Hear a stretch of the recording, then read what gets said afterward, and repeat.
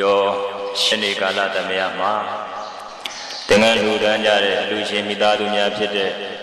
ဥထုံးရှင်ဒေါ်ရင်တို့မိသားစုဥထုံးရှင်ဒေါ်ရင်တို့မဏိလာဝင်းမိသားစုနဲ့တကွဒီကနေ့ဥပုသ်တဲ့စောင့်တည်လာကြကုန်သောလူပရိသတ်များနဲ့တန်ဃာတော်ရှင်သူမြတ်တို့အားမုံအာဟာရများလူတန်းကြတဲ့ကိုထင်အောင်မခင်စာဝေမိသားစုဒီကနေ့ဥပုသ်တရင်တဲ့သောတိကြကုန်သောအပိသက်ပေါင်းတို့အားမောင်လူတန်းကြတဲ့လူရှင်မိသားစုတွေဝမ်းမြောက်ဝမ်းသာဖြစ်စေဖို့ရာအတွက်ယနေ့ဘုရားရှင်ကိုရောမြတ်ကြီးဟောကြားတော်မူခဲ့တဲ့ဓမ္မကဏပေါင်း7400မြောင်းမြောင်သောတရားတွေထဲမှာမဟာကတ္တပထေရပါရံကြီးကိုတန်သာဆင်၍ဟောကြားသောသင်္ကန်းလူတန်းရသောအကျိုးဆိုတဲ့တရားတော်ကိုဟောကြားနာကြကြီးညိုကြရမှာဖြစ်ပါတယ်။ဤတရားဒေသနာတော်သည်ဘုရားဟောတရားဒေသနာတော်ဖြစ်လေသောကြောင့်တရားပိုင်ရှင်ဖြစ်တော်မူသောဘုရားရှင်ကိုရောမြတ်ကြီးအားနမောတတ္တသုံးညင်ရွဆို၍ဘုရားကြောပြပါကုန်သို့နမောတတ္တဘဂဝတောအရဟတောသမ္မာသမ္ဗုဒ္ဓတ္တနမောတတ္တဘဂဝတောအရဟတောသမ္မာသမ္ဗုဒ္ဓတ္တနမောတတ္တဘဂဝတောအရဟတောသမ္မာသမ္ဗုဒ္ဓတ္တအရဟတောလူမဲနမဲယမမင်းတို့ဤဝိစင်ကိုယောပူဇော်အထုကိုခံတော်မူထိုက်ပါဝေထသောအရဟတော1500ကိလေသာတို့ကို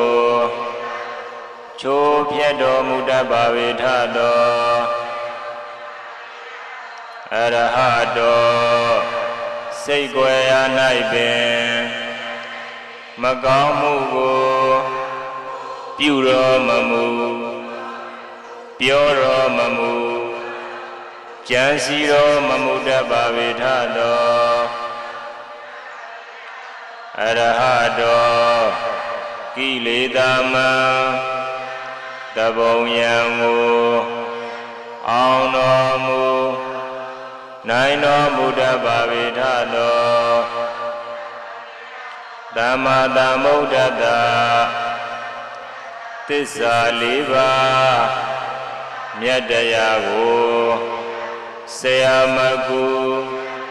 တရားမူဉာဏ်ဖြင့်ကိုယ်တော်တိုင်တို့ထွင်၍သိမြင်တော်မူတတ်ပါဝေထသောတတ္တဗဂဝတောဣဒရိယဓမ္မာယတ္တတိရိကာမပယတ္တမိဘုံ6လီနှင့်ပြည်စုံတော်မူသောထိုမြတ်စွာဘုရားအားနမောနမမိရှိခိုးပါ၏အရှင်ဘုရားနမောနမမိကိုယ်နှုတ်နှလုံးသုံးပါးပြောင်းပြောင်းမံကိုလျော့၍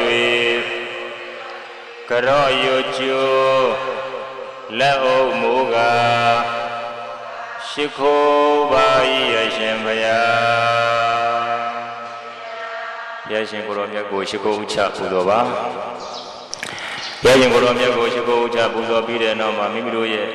ရိယာပုဂ္ဂိုလ်ညတာတို့ထားပြီးတော့တရားဓမ္မကိုရိုသေလေးစားစွာဖြင့်နာယူကြရအောင်ဆိုတော့ဒီကနေ့ဥပုသ်တဲ့စောင့်တည်ကြတဲ့ဒါယိကမတို့အတွက်အနုမောဒနာတရားဝမ်းမြောက်ဝမ်းသာဖြစ်စေဖို့ရာအတွက်ကာလဒါနလို့ခေါ်တဲ့သင်္ကန်းလူရှင်မိသားစုတွေအာဟာရလူရှင်မိသားစုတွေဝမ်းမြောက်ဝမ်းသာဖြစ်စေဖို့ရာအတွက်ဒီကနေ့ဟောကြားမယ့်တရားကပါတယ်လေသင်္ကန်းလူရခြင်းရဲ့အကျိုးပြောပါပါတရားတွေလေသင်္ကန်းလူရခြင်းရဲ့အကျိုးဆိုတဲ့တရားဓမ္မကိုဟောကြားနာကြကြီးညိုကြရအောင်ဆိုတော့ဒီကနေ့ဗုဒ္ဓဘာသာဝင်သူတော်စင်ပေါင်းတို့ကဥပုသ်တဲ့ စောက်တည်ကြတယ်ဘုရားတို့ငယ်ငယ်တုန်းကဗုဒ္ဓဘာသာဝင်တွေဟာမိဘတွေခေါ်ခဲ့လို့ဒါပဲတခါတရံမှာအကြောင်းကိုရောက်လာကြတယ်နော်ငယ်ငယ်တုန်းကမိဘတွေခေါ်လို့လိုက်လာအဲ့ဒီအချိန်အဲ့ဒီခါတုန်းကတော့ဘာသာတရားရဲ့တန်ဖိုးဘာသာတရားရဲ့အနှစ်သာရကိုမသိတဲ့အခါကျတော့ဒါမိဘတွေခေါ်လို့လိုက်လာရတယ်ဆိုတာတော့ပဲသိတယ်ပေါ့တဖြည်းဖြည်းတက်ကြီးလာတဲ့အခါမှာတက်ရွယ်တွေရလာတဲ့အခါမှာဥပုသ်တရင်စောင့်တည်ခြင်းဒါနပြုခြင်းသီလစောင့်တည်ခြင်းသမထဘာဝနာပွားများခြင်းဟာငါတို့တွေမလုံးမဖြစ်လို့ရမယ်အလုပ်ပဲဆိုတဲ့အတိညာမျိုးတွေမရှိသေးဘူးလားရှိသေးလားဒါအတိညာပြောင်းလဲသွားတာပေါ့နော်ကိုလည်းဒီတိုင်းပါပဲငယ်ငယ်တုန်းကအတိပညာနဲ့အသက်ကြီးလာတဲ့အခါအတိပညာကွာခြားသလိုဟောငယ်ငယ်တုန်းကဆိုလို့ရှိရင်ကျောင်းတွေမှာစာသင်ကြတယ်တခါတရံမှာဆရာမဆူမဆိုလို့တခါတရံမှာမိဘတွေဆူမဆိုလို့ကျောင်းတက်ကြတယ်သို့တော်လည်းပဲအတန်းပညာလေးနည်းနည်းကြီးလာတဲ့အခါမှာအတန်းပညာမတက်လို့ရှိရင်ငါတို့ဒီလူပေါင်းလောကမှာဆင်းရဲမှာပါလားပင်ပန်းရမှာပါလားဆိုပြီးတော့မှအတိညာလေးမပြောင်းလဲပါဘူးလားပြောင်းလဲသွားလားပြောင်းလဲသွားတယ်အဲ့ဒီလိုလောကမှာပြောင်းလဲသွားတယ်လို့ပဲဘာသာရေးမှာလည်းပဲပြောင်းလဲတဲ့ပေါ့နော်အလုံးတော်ဒီနေ့ဥပုသ်တရေစောင့်တည်ကြတဲ့ဒါကမတွေနဲ့သူဦးဇင်းတို့ဟောနာကြီးညိုရတဲ့ပုဂ္ဂိုလ်တွေဟာဘယ်နေ့ဘယ်ချိန်ဘယ်အသက်အရွယ်မှာသိရမယ်ဆိုတာသိလားမသိဘူးဘုရုဇင်တွေရဲ့ဘဝဟာအဲ့ဒီလိုမသိခြင်းမျိုးတွေနဲ့အသက်ရှင်နေရတယ်ဆိုတာလေးကိုလည်းနှလုံးသွင်းမိဖို့ပါနော်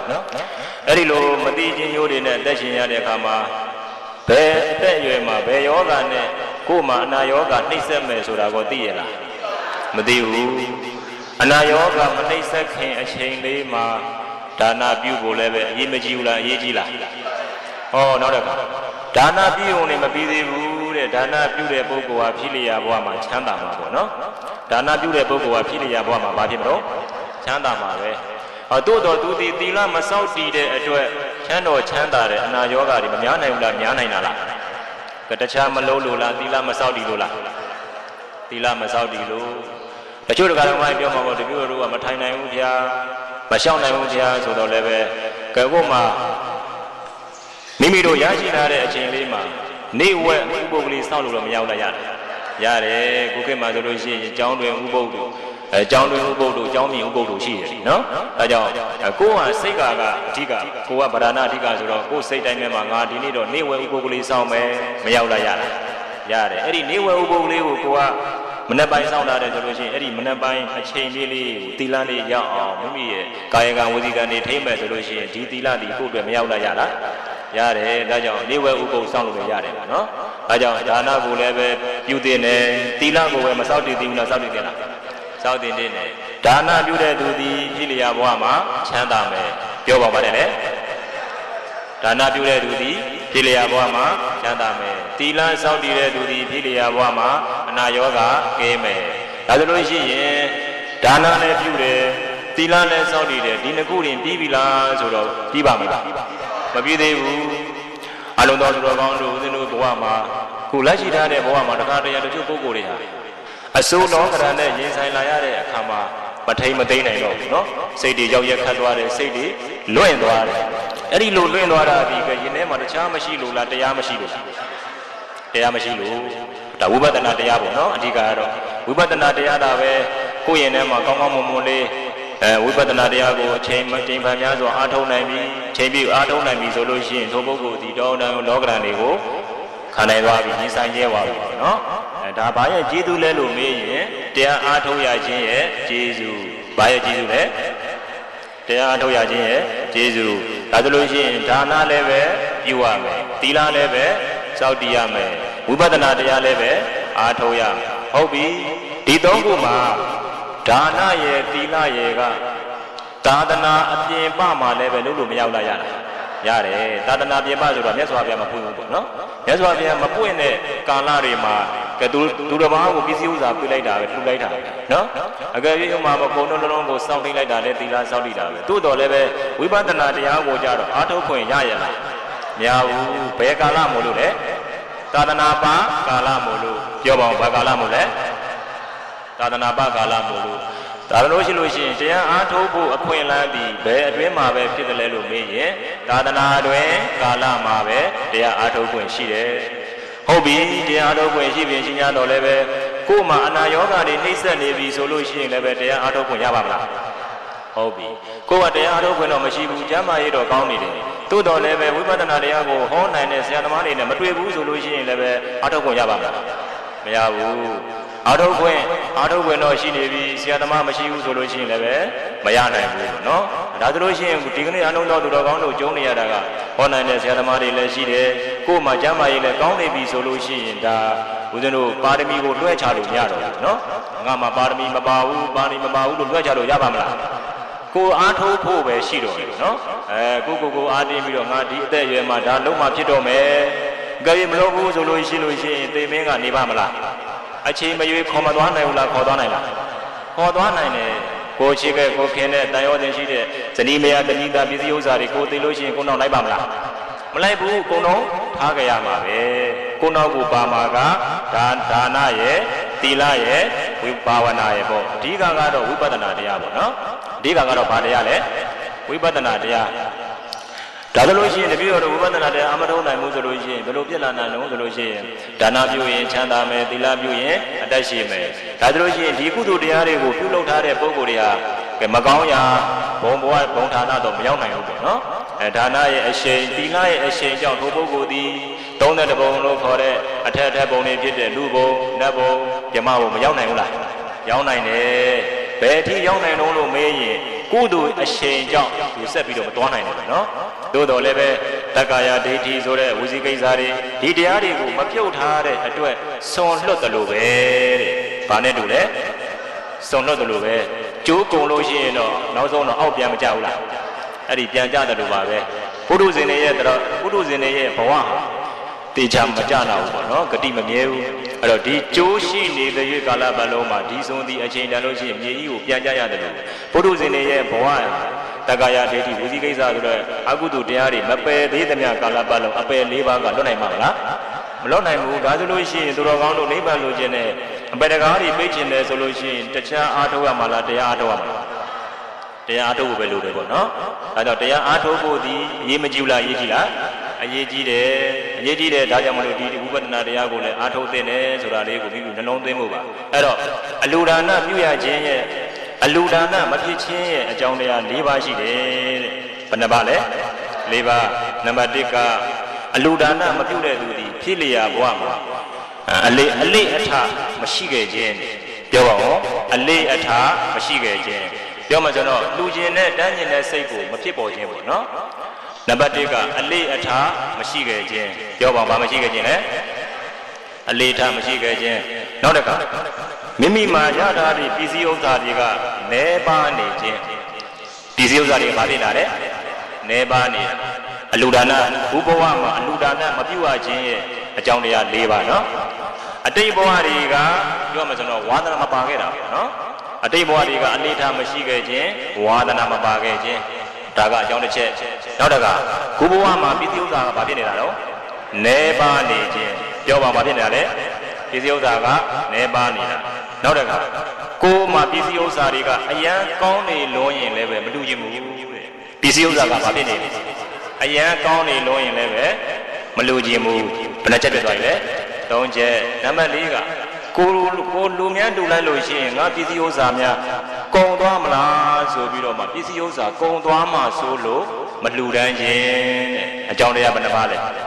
၄ပါးနံပါတ်1ကအလေးထားမရှိခဲ့ခြင်းနံပါတ်2ကပစ္စည်းဥစ္စာနဲပါနေခြင်းနံပါတ်3ကပစ္စည်းဥစ္စာကောင်းနေခြင်းအရန်ကောင်းနေခြင်းဟုတ်တယ်မလားပစ္စည်းဥစ္စာအရန်ကောင်းနေပြီမလူခြင်းဘူးလေမလူခြင်းဘူးနံပါတ်4ကရော့သွားမှဆိုလို့ကုံသွားမှဆိုလို့တဲ့ဒီအကြောင်းတရား၄ပါးကြောင့်မလှူဘူးတဲ့ဒီပုဂ္ဂိုလ်တွေမရှိနိုင်ဘူးလားရှိနိုင်လားရှိနိုင်တယ်ဒါကြောင့်မလို့နံပါတ်1အချက်ကအလေးလာဝါဒနာဆိုတာဒီစရိုက်မရှိဘူးဆိုလို့ရှိရင်လည်းပဲလူကျင်တဲ့စိတ်ဖြစ်ပေါ်လာနိုင်ပါမလားမလာနိုင်ပါဘူးဒီကနေ့တရားနာတရားထုတ်ကြတဲ့သီလသရင်စောင့်တည်ကြတဲ့ပုဂ္ဂိုလ်တွေဟာကတ္တကတရားမှာနေတိုင်းအားထုတ်နေတဲ့ပုဂ္ဂိုလ်ကိုကြည့်ညနေ4 နာရီနဲ့5 နာရီချင်းငါတို့တရားအားထုတ်ရမယ်အချိန်ပဲဆိုပြီးတော့မှဒီအချိန်လေးကိုတွေးပြီးတော့ထိုပုဂ္ဂိုလ်ရဲ့တဏ္ဍာမှာကအကုသိုလ်ဖြစ်မှလားကုသိုလ်စိတ်ဖြစ်မှလား ကုသိုလ်စိတ်ဖြစ်နေတာပေါ့နော်ဒါချိန်ပန်များစွာအားထုတ်ထားတဲ့သူချိန်ပန်များစွာနှလုံးသွင်းထားတဲ့ပုဂ္ဂိုလ်ဒီဒါတခြားဖြစ်နေတာလားဝါဒနာဖြစ်နေတာလား